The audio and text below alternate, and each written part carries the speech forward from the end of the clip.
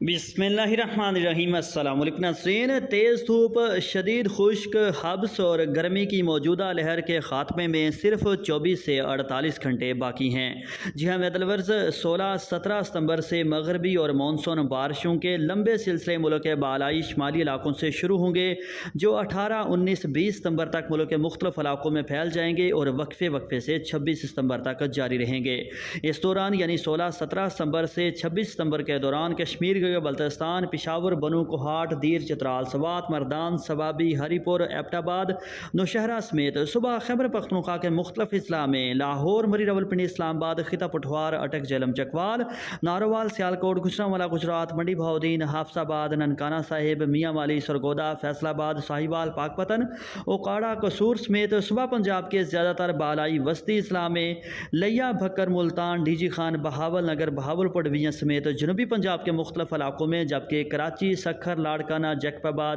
دادو، Juhi, نواب شاہ،